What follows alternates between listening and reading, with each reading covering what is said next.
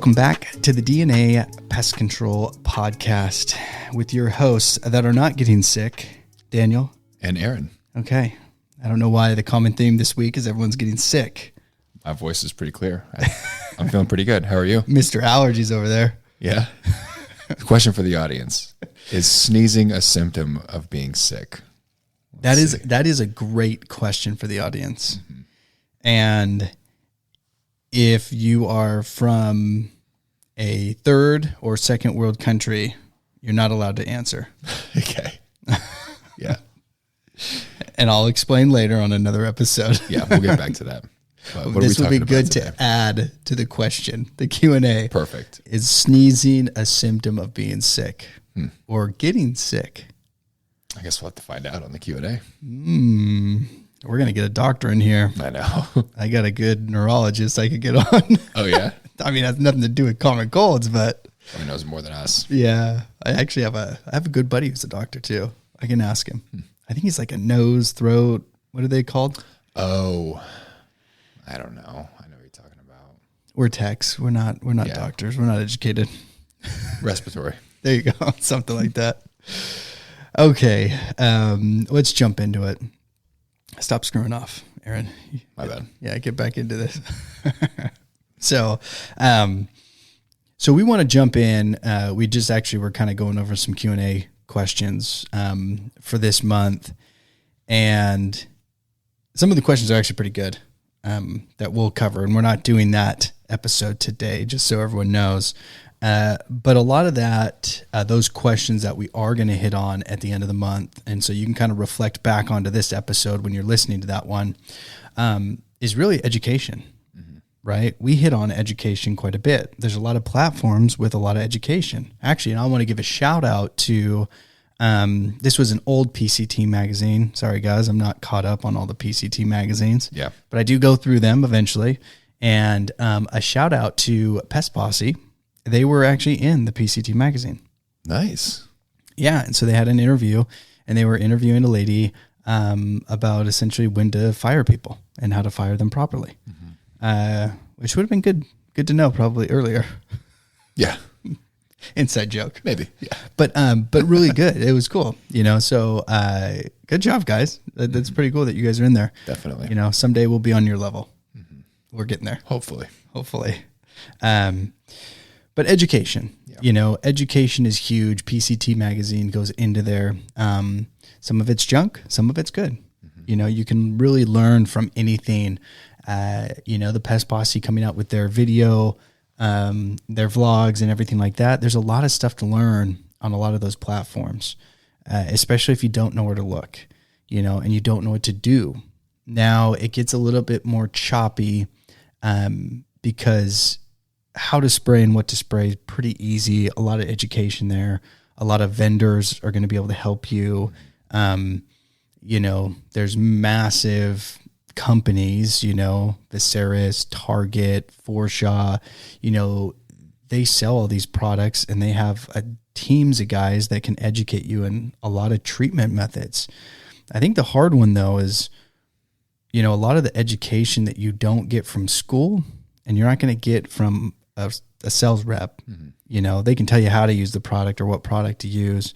But some of the stuff is like how to manage, how to manage your time, how to manage your life, how to plan your life, how to run a business. Some of those questions that we got is specifically on that. What do I do and how do I do that? And there's not really anything out there that tells you how to do that either. It's not, so many people give you a sliver of the answer. They don't tell you what it is, and the easy answer to go back to it is educate yourself. Educating yourself. And that's what we wanted to dedicate this episode to, is some of the books that we've read that have helped us in our careers and our life. And hopefully that can help you as you're going through, because education doesn't stop. Hated high school. I hated school in general. But it was always interesting. I didn't hate learning. I just hated the school and the school system. That I didn't like. learning was never an issue. Yeah. It was the school system that was the issue. It was the structure of it that was an issue. When I want to learn something, I dive full. I mean, I'm in 100%. Let's go. Mm-hmm. I want to know everything about it. But it was what they were teaching, how they taught it. It didn't really work with me. And so me and Aaron are going to share a few books that have helped us in these, you know, and essentially for me post high school, because I didn't read books prior to graduation. So, but what were some of these books, you know, and I have not heard his list and he has not heard my list. So this will be fun. Yeah. I'll let you pick one and then I'll pick one. Okay, cool. What I'm currently reading right now is, and this is actually, I have 4 total books and 3 of them are by the same author because I've just started actually reading. You know, I read in school and when I needed to, but actually reading for my own fulfillment is something very new to me. Okay. Probably the past 4 months. Okay. You know, 2 months of actually doing it consistently. Yeah. But the one that just going down the list is the first one's The Obstacle is the Way. Oh. So, and that's a Ryan Holiday book. Mm-hmm. So shout out to Ryan Holiday. He does a lot of the Stoicism podcasts and Stoicism philosophy. For those of you who don't know what Stoicism is, there's easy ways and hard ways to explain it. Mm-hmm. Just look it up, pretty easy. A lot of the points he makes in the book is the limitations that you put on yourself or what you perceive those limitations to be is exactly what needs to be addressed and what you need to work on. Mm. So, you know, in the Stoicism world, you hear a lot about the philosopher Marcus Aurelius, right? Mm-hmm. They call him the last great king, right? Yeah. He has a great quote that says, "The impediment to action advances action.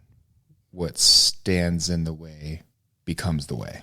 Mm-hmm. You know, and let's put it more in a pest control world, right? Mm-hmm. Let's say you're a salesperson or you're trying to be a salesperson and you're like, oh, I hate making cold calls. I hate making these outbound calls. I'm not good at it. And it's like, you know how you're going to get good at it? Pick up the phone and start dialing. Mm-hmm. You know what I mean? Yeah. It's literally that simple. Or it's like, I have a hard time talking to my guys or I have a hard time coaching them. It's like, try. Mm-hmm. Try. Mm-hmm. Yeah. And I'm really, really oversimplifying it, but that's kind of the point that I get when I'm reading. It's like, oh my God, I'm complicating so much, you know? And you know what? Yeah, you're right. So the obstacle is the way. That's kind of the main thing it talks about because that is actually on my list of next to read. Oh, nice. Yeah. So I literally have a backpack full of books right now. Oh, sick. Yeah. That's like literally what's carrying in that freaking, I don't even have my laptop in there. That's what's in there. Okay. Yeah, dude. Yeah. Yeah. Don't come at me. You'll get hit with a freaking backpack full of books.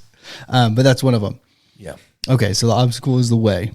Mm-hmm. Main thing. I mean, is it really the title explains it all? Basically, they go through a lot of like stories throughout history that kind of showcase this. They do a lot of like sports analogies. They do a lot of like business analogies, sales stuff, you know. So nice. A lot of really relatable things, especially in our industry. Mm-hmm. And just outside of work itself, it puts things in a lot of perspective about where you feel you're, I'm doing air quotes, hung up. It's exactly what you have to do. You know, I think about that even in the morning. It's like I started running.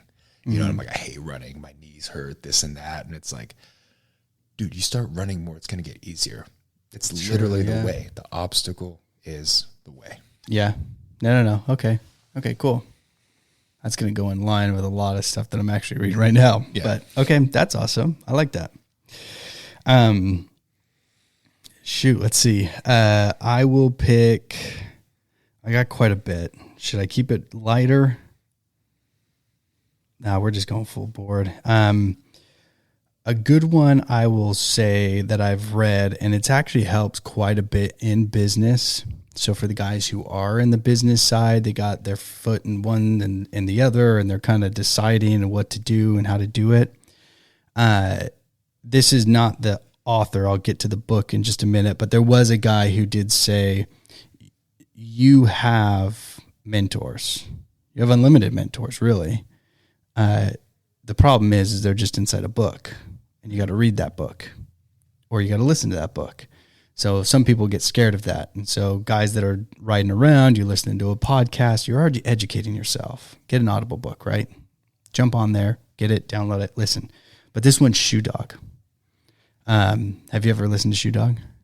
I've heard the story. You told me about this book. Okay. Shoe Dog was really, really good. So it's about Phil Knight, Nike, and what he did to actually create the Nike shoe. He actually did not have the Nike shoe first. It was a Japanese shoe or something like that, he had manufacturing over there and selling it here and all of that. But the stories that he goes through and the obstacles, going back to obstacles is the way, right? The obstacles that he had to really get past help so much and are so relatable. Mm-hmm. No, we're not selling shoes. We're selling pest control services, right? But the stories and the experiences relate in so many ways, and they're so similar. It's just he had a shoe problem, or a manufacturing problem. We just have something a little bit different, right? And so you can relate a lot of that stuff together.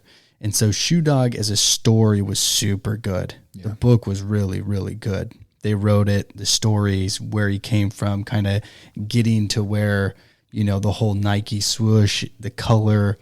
I mean, everything was really a genius and well thought out.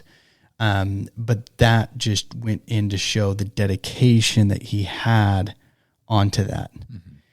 And one thing, the main thing I pulled from that, and actually a few others, and I'll get into them, is you don't fail until you give up.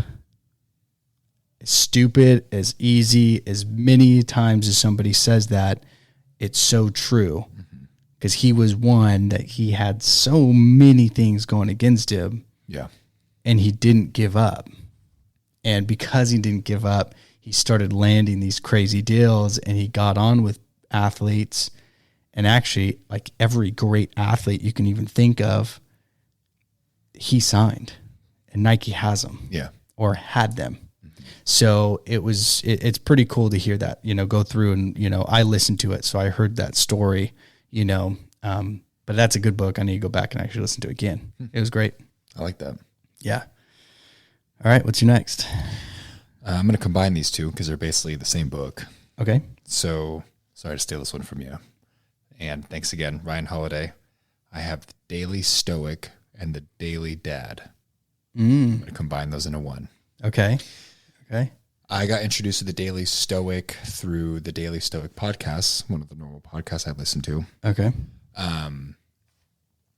Really trying to work on me grounding myself mentally and emotionally, especially with the complexities of, outside of work life, like being a head of a household and different age groups, different stages of life. In the work setting, you have tons of different personalities, tons of different stages of life. And in a leadership position, I wanted to make sure that I'm grounded and I'm giving the best version of myself as much as I can. Mm-hmm. Right. And these two books really help, I guess, prime my mind for the day, for the week. Yeah.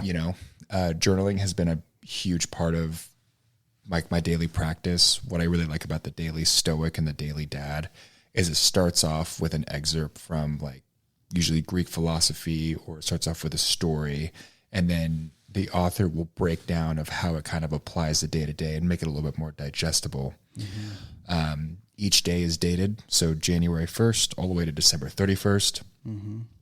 And it really gives you certain perspectives, and there's themes. I think the first 3 months, it's clarity. And then the second 3 months, it's something else about taking action, things like that. Yeah. But those two really resonate with me. And again, these are not books I've completed. These are books I'm currently reading and absorbing as much as I can.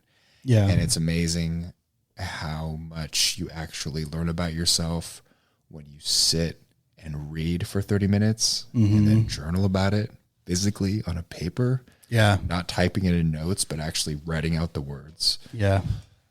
Just gives me a little bit more sense of clarity about how I'm showing up in certain situations, high pressure situations. People are mad, whether it's customers freaking out, things not going right with the team, could be murky waters, uncertainty.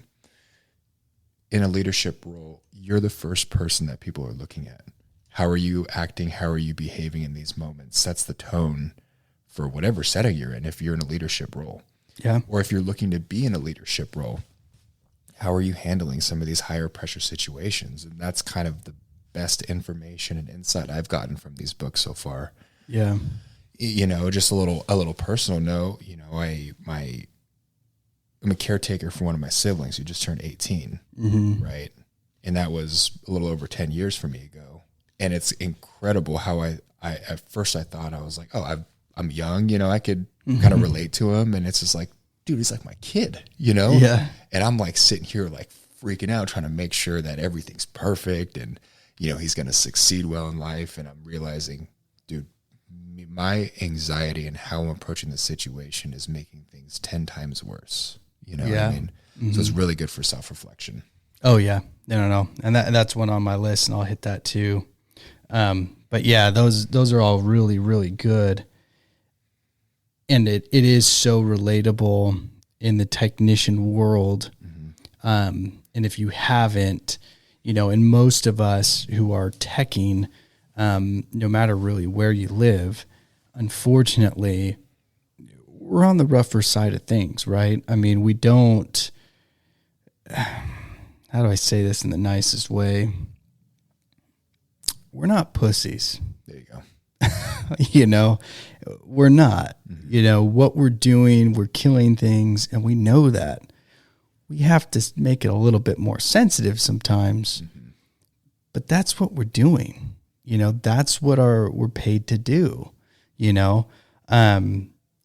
We're not on the most rugged side either, right? We're not military. We don't have guns. We're not shooting people in the face. We're not getting shot at. So we're still not on that extreme, but we're on the rougher side of things. But the daily stoic does fall in line with so much that we can go through and control. If you haven't read it, you have to go through it. But I'll jump on that one in a little bit. I'll jump to a good one. Urban Meyer, whether you like him or not, has done great things. You don't like him, do you? I'm a Jacksonville Jaguars fan. Of course you don't like him. No. He's done some really stupid things. But his early college career is unheard of. Now, the problem is he wasn't consistent. So there's some other coaches out there that are probably better than he is. Now, what he did is something that those coaches have never done. And I'll give it to him. He was very structured. He was very strict, and he knew how to win. And he won. And he won a lot. Now, both of his books had nothing to do with my team, my college football team, but he did coach at my college football team. Oh. And he only lost one game out of the 2 years he was there. And that one game that he did lose, that I will give him credit for, is he came out to the public and he said that was my fault and that will never happen again. You did tell me about this story. Yes. Yeah. And it never happened again while he was there. So it was pretty cool.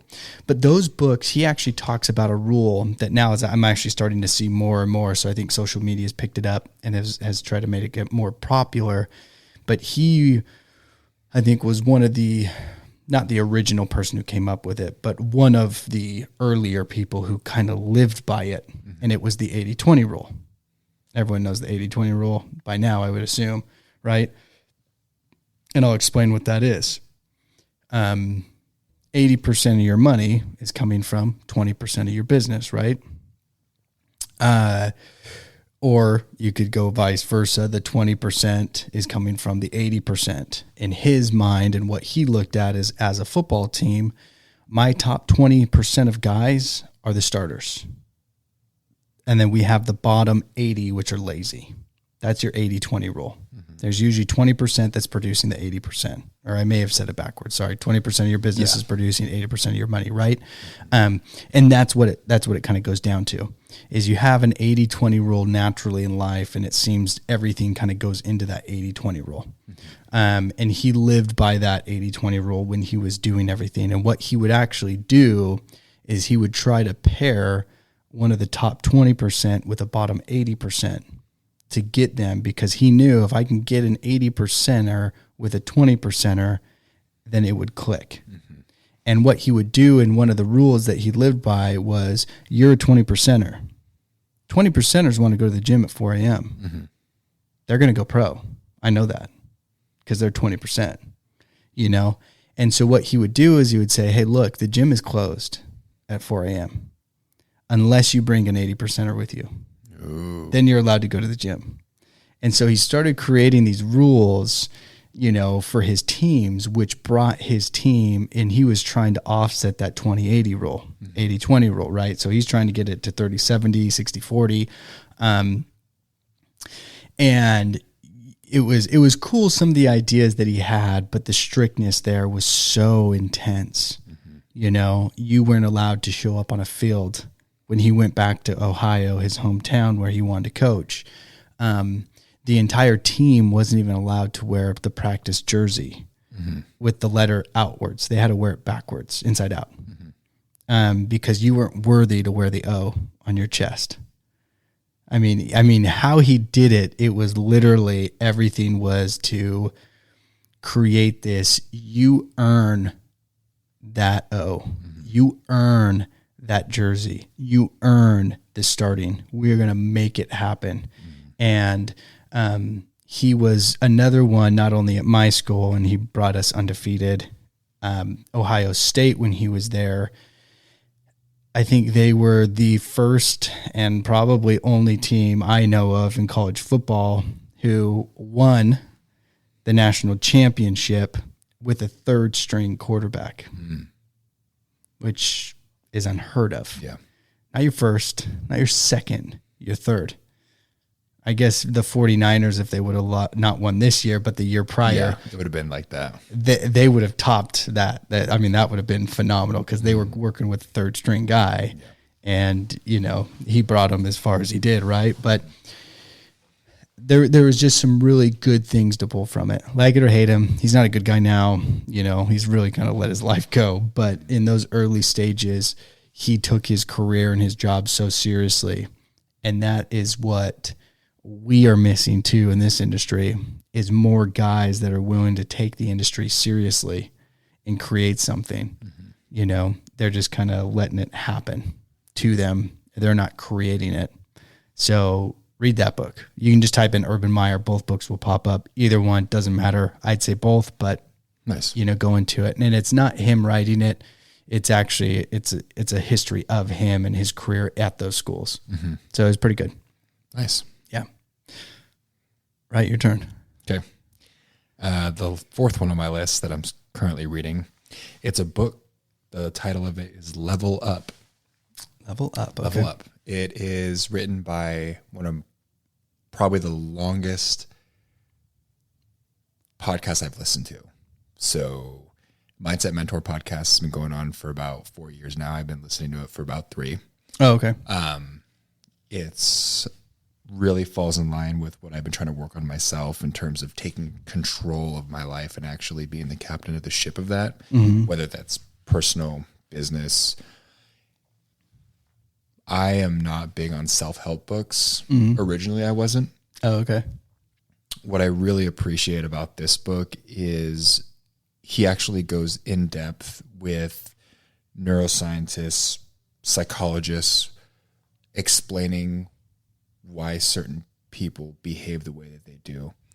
For example, he'll dive into certain situations where this is just one that's kind of fresh. And he's talking about this individual who claims that I'm angry because my dad was angry and he used to yell and throw things at their house. So that's just the way I am. Mm-hmm. And it's like, no, that's horseshit. Mm-hmm. You're angry because you're choosing to be. Mm-hmm. And the reason why you think that way is because, he dives into like this part of the brain does this. So usually it takes about this to change this. And then after this with some reinforcement, and there's like real science behind it. Oh yeah. So I love that kind of stuff. I mean, you and I have talked about it on the podcast, like when it comes to sales, the behavioral science and the body language and the communication is what I'm drawn to. Yeah. So when I started this journey of trying to better myself just in general, I think it was fascinating that I learned like, I'm in charge of that. Like I can will myself, not through brute force, but just like calculated planning and execution to be somebody completely different. Oh yeah. And that's one thing that I've always appreciated about what he says. It's a quote from Alan Watts, and it's like, you're under no obligation to be who you were 5 minutes ago. So like, you can just decide to be better. You can decide to like, oh, I'm just not a morning person because I stay up late. And it's like, what? It's like, you don't have to be. Yeah. Like, why are you putting that on yourself? Yeah. You know what I mean? Or I'm not a runner, or they identify as like, I'm not one of those. And it's like, no, you chose that. So he really goes into like the case studies, and he goes through like all these universities have done all these different things about like placebo effects, which is just fascinating to me. So that's kind of the gist of that. That's cool, because there's another guy who talks similar about that stuff, and he says when you hear someone say something, you can kind of just dissect what it is, because they had 2 kids or whatever. They leave the room, they have candy, or they steal something, right? And both of them, it doesn't matter whether they took it or not. They're going to come in and say, hey, you stole this, right? So that was kind of a trick study. But it was interesting because they said when people associated themselves, even kids, little kids, one would say, I didn't steal that. Okay? That one typically stole it. That one was the one that was the issue, because it wasn't, I didn't steal that thing right now. I steal things. I just didn't steal that thing. Right? And it was amazing to see the change with the kid who would say, I don't steal. Like, I'm not a thief. Yeah. I'm not a thief. And there's that difference where I didn't steal that. And then the other one's like, I don't do that. I'm not that. Don't even try to associate me with that. So that mindset's pretty cool. Yeah. But it is so true that you choose what you want to be. You choose what's going to make you angry. You are already pre-deciding, if I look at you at a certain way, you will get offended. You pre-decide that. Yeah. Or even like in the pest control world, like let's say you're a salesman, and we go to sales a lot. Say you're a salesperson, or even if you're in the office, and you're like, oh, I was really bad at math in high school. So, even though I love doing the office thing, I don't know if I could, crunch numbers, do the accounting side of it, because I've never really been good at math, and that's just not me. Yeah. It's like, no, at least that's the way I look at it now. It's like, it's insane when I hear people say that stuff. Yeah. At least I think it's insane. Yeah. And I have to take a step back and be like, hey, relax. Don't get pissed off, Yeah. But that's just how I feel about it. Yeah, no. I'm with you. I mean, we talk about it too, where you put someone on a pedestal because they studied their doctor. Yeah. I don't really give a shit what you are. I can do that too. You just read some books. You just took some time, right? So there's nothing that you can do that I can't do, unless it's a physical thing, right? And then that maybe. But when it comes to educational level, yeah, there's nothing that you can do I can't do. Yeah. Okay, I'm not 6'5". Yeah, okay, I can't touch the ceiling standing up. I can't do that. But just because you learned something doesn't mean I can't. True. That's where I think so many people in the pest control industry, technicians, even managers, it took me 5 years to figure this out. Yeah, but that doesn't mean it's going to take him 5 years. Plus, you already know what you're doing. Why can't you help him expedite the process to learn it quicker? Yeah. I mean, you're stupid not to do that. Yeah. Help him out. Yeah. You already know how to do it, In a way, kind of what you're doing with me. Yeah. You went through all this nonsense for 5, 6, 7 years. And you literally said, probably once a week, you say, dude, this is the same thing I went through, and it sucks, but this is how you deal with it. And you're helping me navigate through it mentally a little bit quicker. Yeah. more efficiently. Sometimes I'm looking around, I'm like, what the hell am I even doing? You know, and you're like, hey, dude, it's normal. It's okay. Yeah. You know, this is all part of it. And I'm like, okay, cool. You know? Yeah. But that's exactly, that's exactly how it is. So that's okay. Level. I got to add that to the list. I like that. These ones I'm going to crunch some together because it all kind of works together. Piggybacking on Urban Meyer, most will probably look at John Wooden way better because he was a really, really good coach, college basketball coach. Do you know John Wooden? I've heard the name. You've heard the name. I think everyone's heard the name. Yeah. I think he's even been on covers of video games and stuff like that. Mm-hmm. Very famous in the basketball world. But John Wooden, actually, now thinking about it, Urban Meyer may have pulled a lot of stuff from this guy. Mm-hmm. Both coaches. And John Wooden, one of the biggest things that he did with his team and why they became so good, because he took mediocre players and created a team that won and won and won and won and won and won and just never stopped winning. Mm-hmm. Like, it was insane what he did. And he went and he would watch his players tie their shoes. That's how strict he got. It was how you're putting on your shoes is going to affect how the game is going to go. Mm-hmm. That's how insane this dude was. But it worked. So that was a good one. John Wooden, it's the pyramid of success or something like that. I'd have to go in and dig through. But that one was a really good one. The next two that I wanted to bundle together was Elon Musk and Michael Jordan. Okay. Why I'm bundling those together, because anybody who has succeeded at a high level, not once, but consistently, is someone you need to study. And those two guys, for the shit that they went through, if you don't know the story of Michael Jordan, no, he did not play in high school. He wasn't the starter. His coach actually didn't let him play for an entire season. And even then, it wasn't guaranteed that he was going to play. He didn't really even start playing until late college. And he didn't even bloom until he was in the NBA. He was actually a nobody in the NBA. And I didn't know that. I actually thought he just went in and freaking won. He was just like I had no idea the real story. Everyone talks about it. Oh, he went 3 and then retired and then came back and went 3, right? That's not his story. That's the end of his story. That's not the beginning of his story. Yeah. And so it's really good to go in and reflect and see that. You're a pest control owner. You're a pest control business. You want to start something. You're in it, right? What you're doing now isn't what the story is going to look like. Everybody wants to always focus on the end result. You won 3, you retired, you came back, you won 3. How'd you do it? Mm-hmm. Well, look what he did, right? I mean, go to the past. It looked terrible. Yeah. That's how he did it. He failed, he learned, he grew. And his workout regimens and what he was doing and everything that he did was actually on a pretty high level. You know, so he, as much as he was screwing around and screwing off, there was a level of discipline and love that he put into the game that nobody else had. And then they wondered why he was so successful. Well, that's why. The passion drove everything, right? Elon Musk, his book was really good. The writer actually he would only write the book if Elon Musk wasn't going to change anything that he said. And he had to sit down at dinner with Elon Musk about this.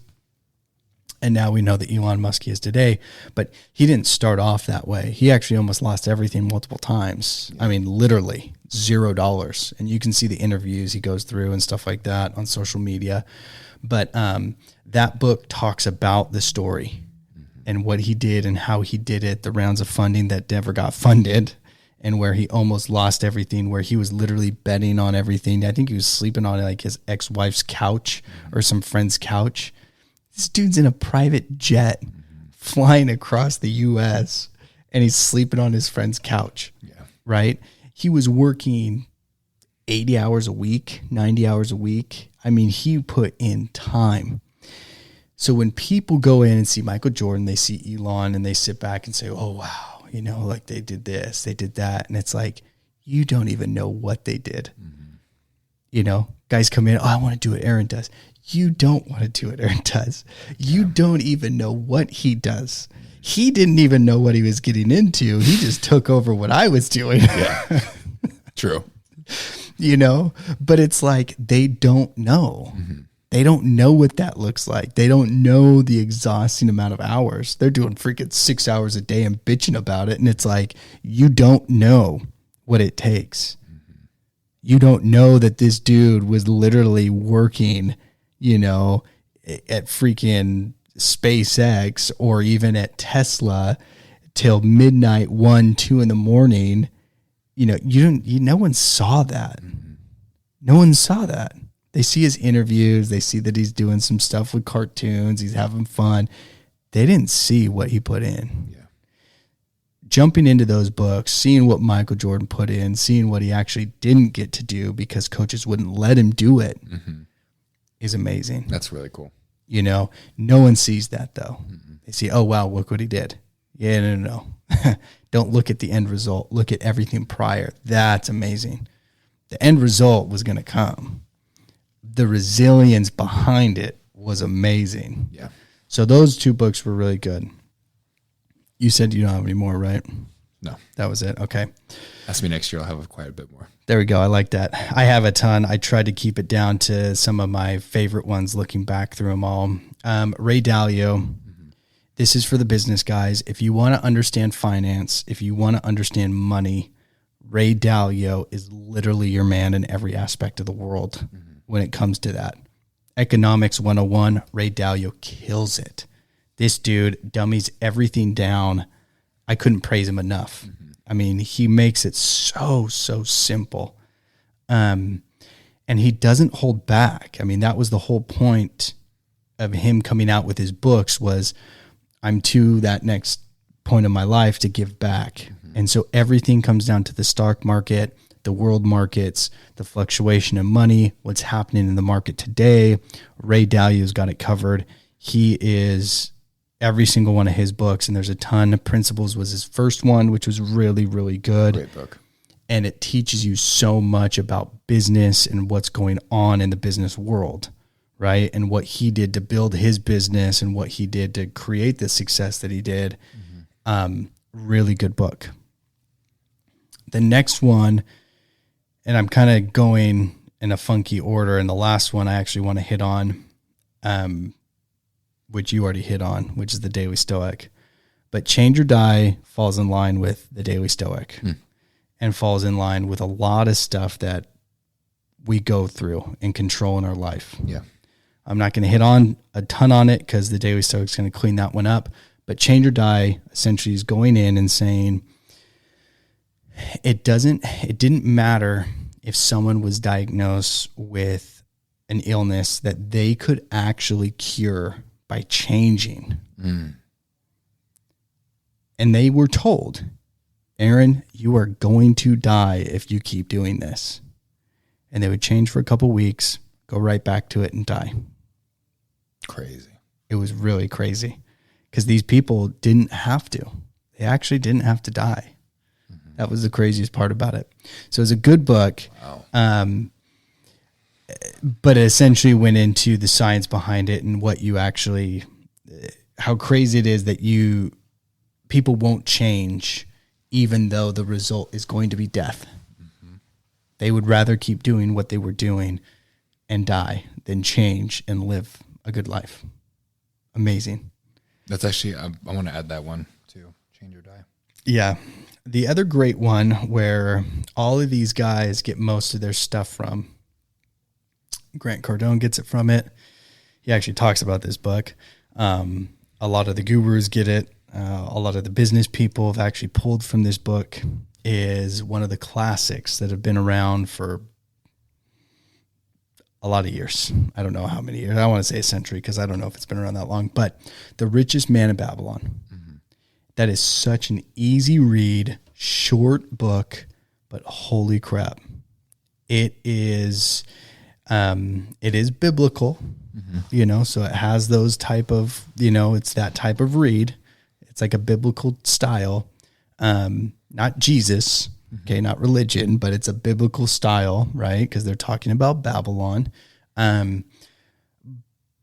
But the business aspect of it is so basic, and it breaks it down to help the common man understand, oh, that's how it works. That's literally what Grant Cardone lives by. He's literally pulled an excerpt out of The Richest Man of Babylon and has created an empire because of it. Yeah. That's it. Like, he didn't do anything special. He didn't do anything crazy. These guys that are making tons of money, they didn't do anything, but they just grabbed that little piece and they ran with that piece.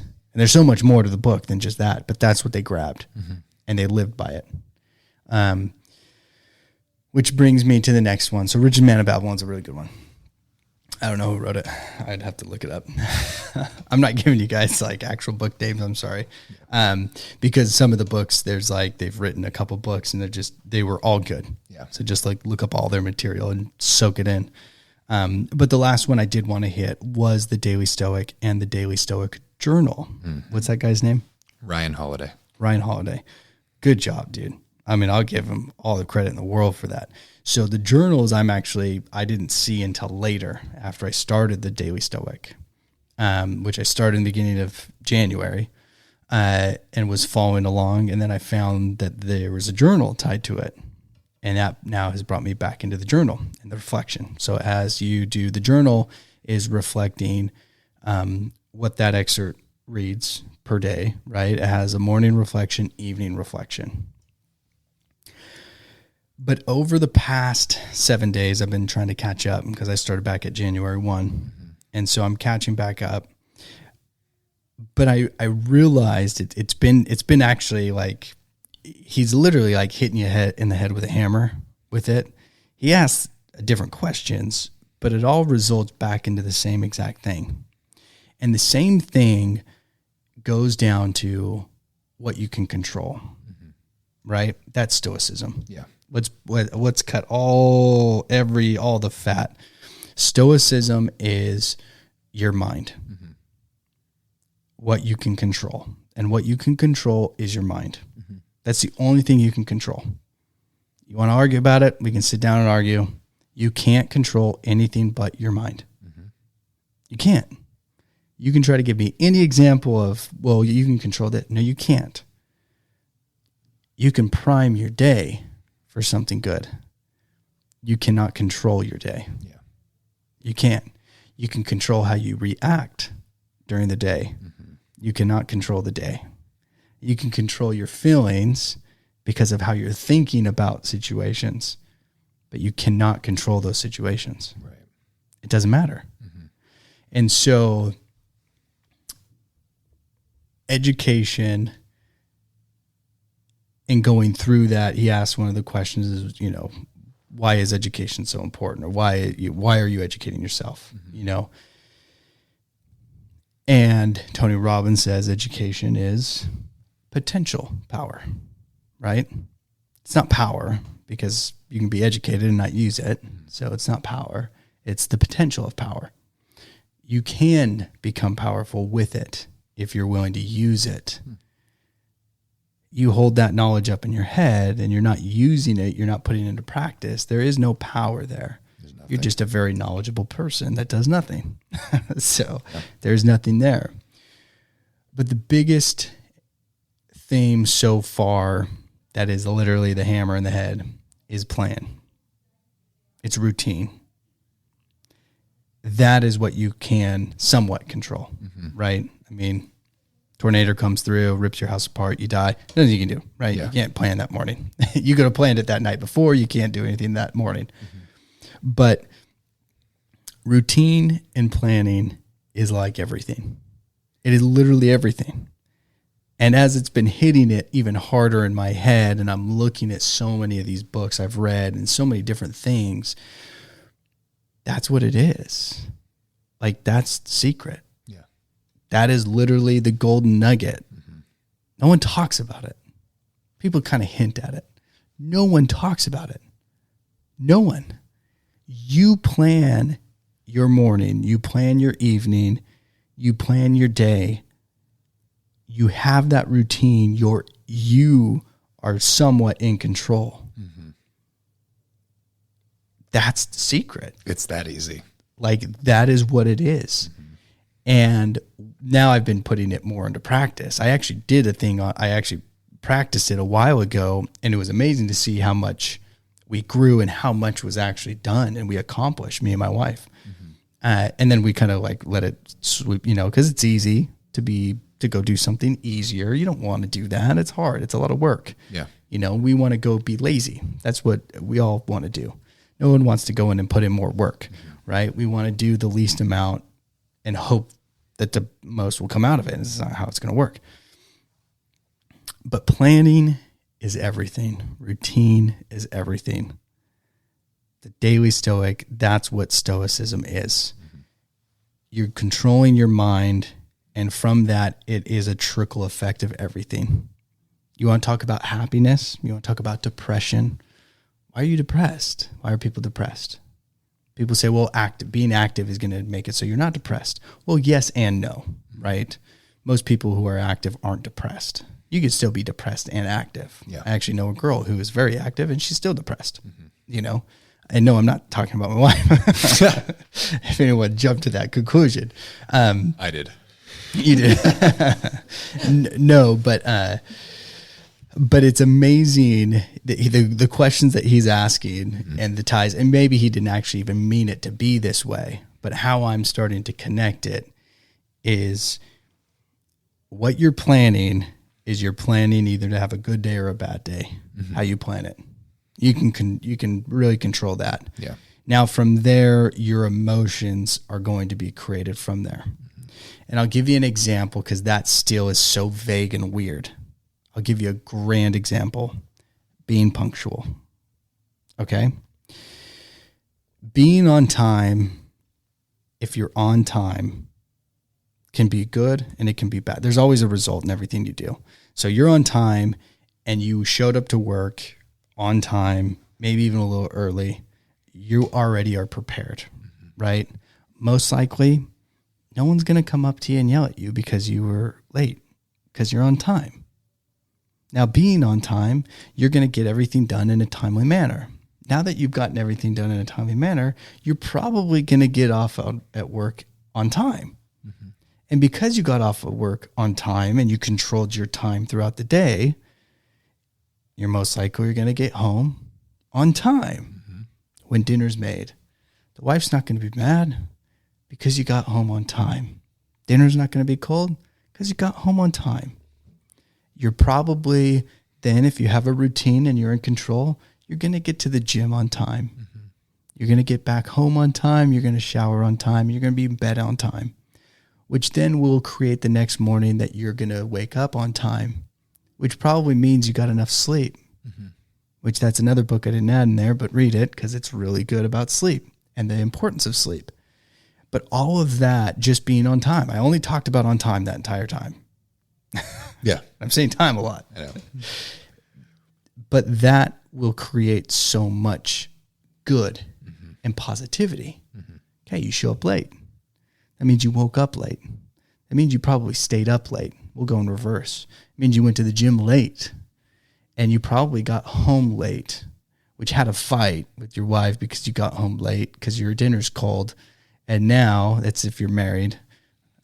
If you're single, you just got home late, which means now you got to cook late, which means that's what made you be late to the gym. But everything starts to trickle back. I see. So it's priming that day, it's planning that day, it's sticking to that routine. It's easy not to, which I love that. Yeah. Because that means if I do it, I'm better than majority of the other people that aren't doing it. And if they say, well, I don't need a plan, I can just do it without it. Great. Don't do it. I don't even want you to. Even better. Because if you start doing it, that means you're going to be a competition. And I don't want that. Yeah. So don't even do it. I agree with you. It sucks. It's horrible. And you don't even need to. But the people who do, it's amazing. Yeah. And I'm starting to pull that. Daily Stoic's a great one. So the guys out there, control your mind. Stoicism 101. Control your mind. That's the only thing you control. But when you plan and you start combining controlling your mind with planning and routine, you can plan situations, which is cool. Yeah. Because another question in there, which you're going to, if you do get it, one of the questions is, what can you say no to create an opportunity to say yes to? Quite a bit. Yeah. And so you go and you start to reflect. What are all the things I can say no to right now that's going to create a yes for me later? And once again, it just goes back to control and plan and routine. Yeah. Everything kind of goes back in the same direction and same basic thing. Because people are depressed because they don't say no to people and they don't build up the habit and the strength to say no, so they're able to say yes in other occasions. Or they're saying yes to things that they should say no to, and it's putting them in a situation that's bad. And then that bad creates more bad and more bad and more bad and more bad and more bad. And you just destroy yourself. And then you say, why do I always have bad luck? Well, because you're not taking control of your day. Yeah. You're not taking control. You don't have a routine. You don't have a plan. You don't have anything set up in order to create something better or more. So it's amazing. So I won't I hit a lot on that because that's what I'm focused on right now. No, it's awesome. But the daily I do like it. The daily journal with it is awesome. And going back in that reflection is amazing. But it goes back, take away everything, even take away the Stoic book. Education is so important. You don't read that, you never know that. You never know that, you can't teach that. You can't teach that. How do you even help your offspring? You can't. That's why the rich stay rich, the poor stay poor. Yeah. Educated are typically educated. Uneducated stay uneducated. Why? Because their parents don't know. Yeah.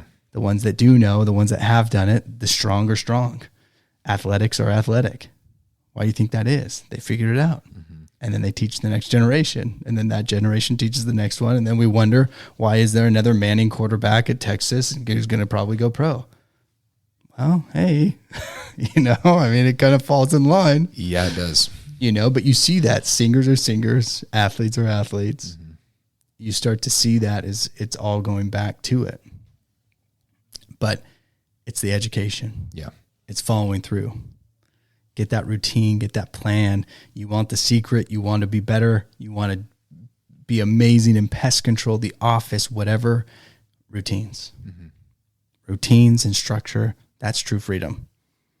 Education is the potential power. I love that. So really good. I hope this did help. Yeah. I hope that some of you got a little bit more. I did not mention any pest control books. Sorry, guys. but there's so much that pest control, there's a lot of stuff in pest control. There's a lot of stuff in chemicals and chemical usage and insects that is good knowledge for the field. But it only gets you so far. Knowing an insect, you're just going to be an entomologist. You don't have anything else than entomology, right? I mean, there's nothing else. You know the bugs. Cool. Now what? Like, you know how to tell me what bug that is. Cool. You know the science behind the chemical. Cool. I know how to kill a bug. I know the process. I understand the chemical. But you need more to grow. You need more to become more. So you have to step away sometimes out of the routine of a tech or teching or the office, or that software program, and start gaining outside skills and knowledge that are going to help be better in that position. But you have to step out and get educated a little bit outside of that. And that's what kind of brought this whole episode together. And I hope you guys can pull from it. Yeah. And learn from it. Definitely. Invest in yourself. I mean, you and I have been really pushing for that and actually applying it to our day-to-day and inside and outside of work. I feel, just on basis of what you've told me and what I've seen, you've made great changes, and I've also made great changes. So, and like I said, I wasn't really into the self-help books or reading in general, and I actually found a lot of value out of it. I think putting myself in that position of self-reflection and wondering how can I show up 1% better tomorrow really helped me be not only a better father figure, but also a better leader at work. Any stuff out there that you guys love that's helped you in your growth of the business or your growth personally, please let us know. You know, we have our Q&A coming up. Anything you want to break down that we said today, please bring that up. You can go on our website, email us directly. We're posting on social media, but thank you again for listening to the DNA Pest Control Podcast.